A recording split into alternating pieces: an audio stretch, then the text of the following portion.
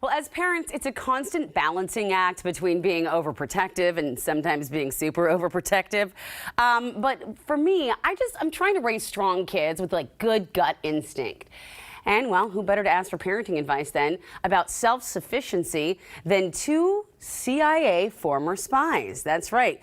Christina Hillsberg and her husband Ryan worked as CIA agents for years. Now raising kids here in the Seattle area, they've written License to Parent. I recently had a chance to ask Christina, well, all of the questions. I mean, this is the thing I struggle with all the time. I remember seeing Taken and I'm like, my child will live in a bubble. But you can't. You want them to make the right decision. So let's talk more about some examples of that autonomy.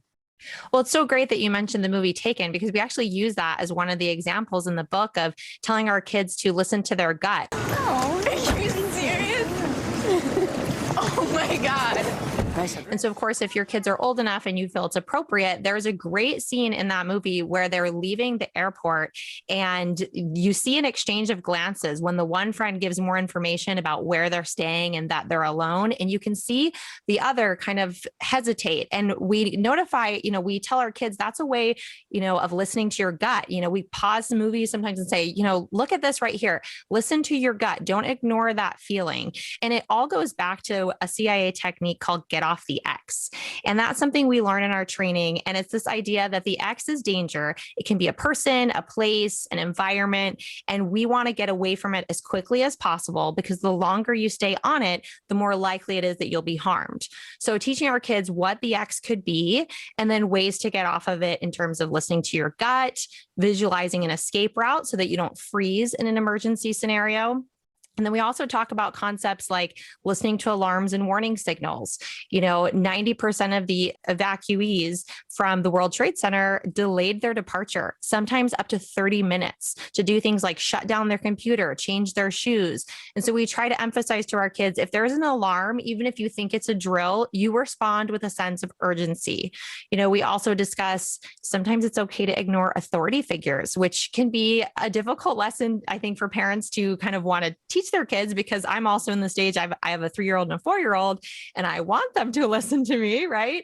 But it's explaining that nuance as they get older, because you look at the South Korean ferry boat disaster and all of the kids who perished in that in 2014, because the voice over the intercom said, do not leave your room.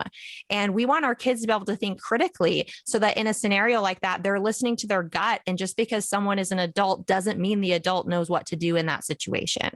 In talking to kids about danger, especially not to scare them. And unfortunately, I feel like I went the wrong route with my kids, saying like, you don't know, you never know who someone is. Don't go near that this, don't go near that this. What is your best advice for talking to kids about the dangers of the world without scaring them?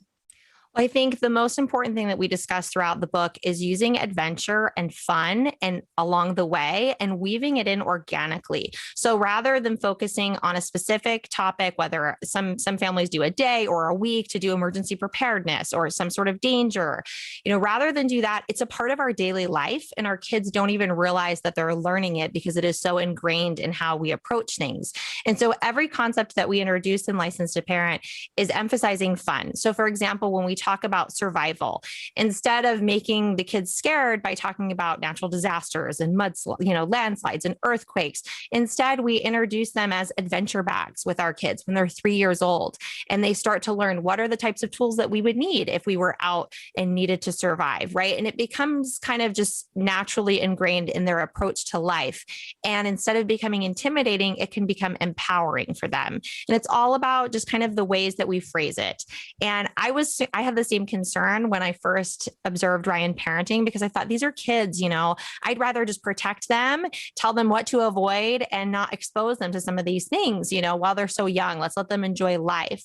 But really, it was through learning these techniques and the way that we approach them that I've realized that it can be done in a way that's fun and adventurous while preparing them. And then it makes us more comfortable and gives us, that peace to know that we're parenting from a place of strength instead of a place of fear.